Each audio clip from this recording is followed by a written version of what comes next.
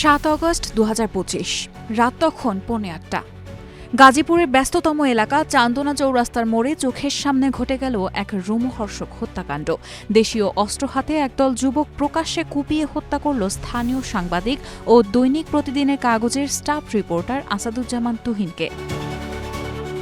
কিন্তু প্রশ্ন হচ্ছে, কেন তাকে এভাবে প্রকাশ্যে জনসম্মুখে হত্যা করা হলো? ঘটনার ঠিক আগ মুহূর্তের সিসিটিভি ফুটেজে দেখা যায় এক ব্যক্তি এক নারীর সঙ্গে বাকবিতণ্ডায় জড়াচ্ছেন, এমনকি তাকে শারীরিকভাবে আঘাত করছেন। জানা গেছে ওই ব্যক্তির নাম বাদশা মিয়া, যিনি বর্তমানে হাসপাতালে চিকিৎসাধীন অবস্থায় রয়েছেন। বাদশা মিয়া যখন ওই নারীর সঙ্গে হাতাহাতি করছিলেন, তখন হঠাৎ করেই ঘটনাস্থলে হাজির হয় কিছু দেশীয় অস্ত্রধারী যুবক। তারা ওই নারীর রক্ষার নামে বাদশা মিয়াকে কুপিয়ে জখম করে। পাশে দাঁড়িয়ে এই ঘটনার ভিডিও ধারণ করছিলেন সাংবাদিক আসাদুজ্জামান তুহিন। তখনই অস্ত্রধারী যুবকরা সাংবাদিক তুহিনের ওপর হামলে পড়ে। প্রাথমিক তদন্ত শেষে পুলিশ বলছে, অস্ত্রধারীরা সাংবাদিক তুহিনের সাথে ভিডিও ধারণ নিয়ে বাকবিতণ্ডায় জড়ায় এবং উপর্যুপরি কুপিয়ে সাংবাদিক তুহিনকে হত্যা করে।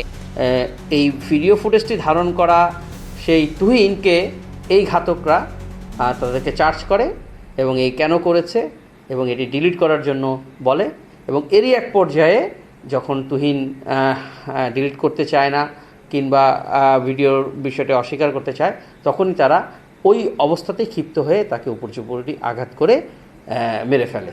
প্রত্যক্ষদর্শীরা বলছেন, তারা প্রতিরোধের চেষ্টা করেছিলেন, তবে ধারালো অস্ত্রের ভয়ে সবাই পিছু হটতে বাধ্য হয়।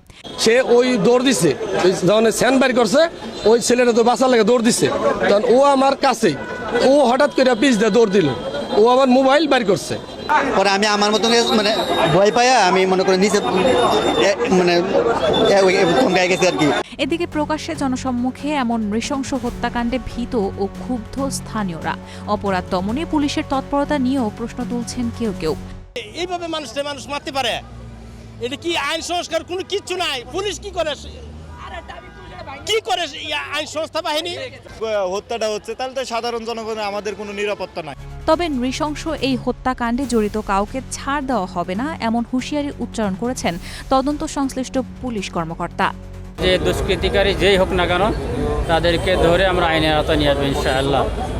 কিন্তু প্রশ্ন থেকেই যায়, শুধুই কি বাদশা মিয়াকে কোপানোর ভিডিও ধারণ করার অপরাধে প্রাণ দিতে হলো সাংবাদিক আসাদুজ্জামান তুহিনকে, নাকি এই নৃশংস হত্যাকাণ্ডের পেছনে রয়েছে আরও গভীর কোনো ষড়যন্ত্র, পূর্বশত্রুতা কিংবা সুপরিকল্পিত কোনো উদ্দেশ্য কি রয়েছে?